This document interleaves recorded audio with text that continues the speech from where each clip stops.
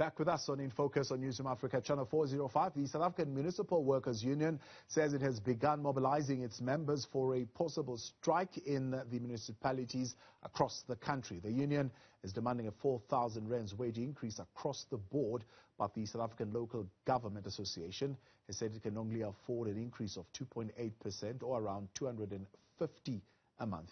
Now, for more on this, I'm joined now by the Deputy Secretary General of SAMWU, Makagula. But Makagula, good evening, and thank you very much for your time tonight here on In Focus. It's been a month now since government made its offer. What does it mean that these wage negotiations have now been postponed for another 2 weeks? What are the implications? Well, good evening, Fogamzuli, and your viewers. Where we stand now currently is that in the last round of negotiations, we had a consensus that we need to call upon the facilitator of these negotiations to give us a proposal. Our negotiations have been facilitated from the beginning, but the facilitator has only now given us a proposal from her side, where our demands were originally 4,000 across the board increase, and now we reviewed to a 2,500 across the board increase. But the employer has always stayed on a 2.8% increase, and they have not reviewed it. And as a result, we called upon the facilitator to give us a proposal. Now, are you divided on this as COSATU affiliates? Are there some among you who want to accept the government offer? In the local government sector, we are the only affiliate of COSATU. The other trade union is not with COSATU. So there's only the South African Municipal Workers Union. So far, we have looked at the facilitator's proposal. We're not too happy because we view it to be very much aligned to the position of the employer. But at the same time, we want to treat it with the integrity that it deserves. We must satisfy the process and take it to the members for their mandate. If they then say to us, accept the proposal, we will accept it. If they reject it, we're also running on the side a parallel process where we are taking a ballot on a possible strike, and it is required by the law that we do that in case we may have to go on a strike. What is the situation that will lead to no other choice or no other option but a strike? If we get to where we don't accept, or maybe where we need to start is what would be possible for us not to declare a dispute. What is needed is for the employer to move away from this 2.8 increase.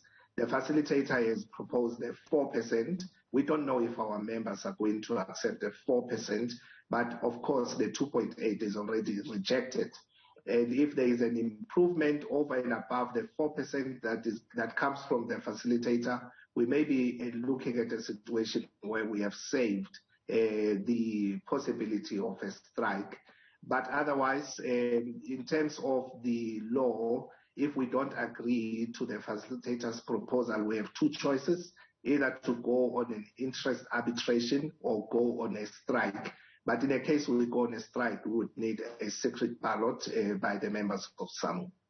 Now, government has been, of course, facing this uphill battle over these wage negotiations because of their budgetary constraints. Does SAMWU appreciate the kind of dilemma that the country would be in and the economy of this country would be in should we pursue a national strike? We are not oblivious to the effect of the strike on the economy. It has never been an intention of SAMWU to go outright on strike. That's why we have invested 3 months into the process of trying to find each other at the negotiation table. We went in with a demand of a 4,000 across the board increase. We reviewed our demand in the interest of negotiation and also in the interest of settling. So this is one thing that we have tried to avoid. As municipal workers, first of all, we are citizens of the country. We are residents in the very municipalities where we work, and we would avert a strike as much as possible. But where the employer is pushing us to a corner it remains the only choice that we have to go on a strike and exercise our right to put pressure on the employers to release our increases accordingly.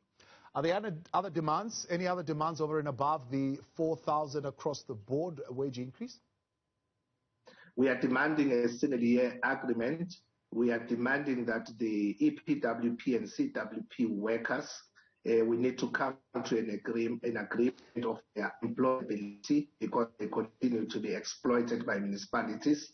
We are demanding a maternity leave paid of 6 months and a paternity leave of 1 month paid. We are demanding that the employer contribution towards medical aid should be 80% and the employees pay the 20%. We are demanding that there should be a rationalization of pension funds where municipal employees will be allowed to transfer from any pension fund to any other pension fund of their choice. So these are the demands. On the housing allowance, which was not existent in the local government sector, we are demanding that every employee of a municipality, whether they have a bond, whether they build in their own house or buying land, they should be able to receive a housing allowance of 3,500 rands. We have now gone down to a 1,500, but the employer has not agreed. Instead, they want to freeze all the allowances and all the benefits within the sector. At SAMWU Deputy General Secretary there, Dumisani Magagula, they have now received an offer from the facilitator, which they are looking at. Of course, that deal far from being signed at this particular point, and they are also pursuing a parallel process as they do that, which is to take a ballot on a possible nationwide strike. Meanwhile,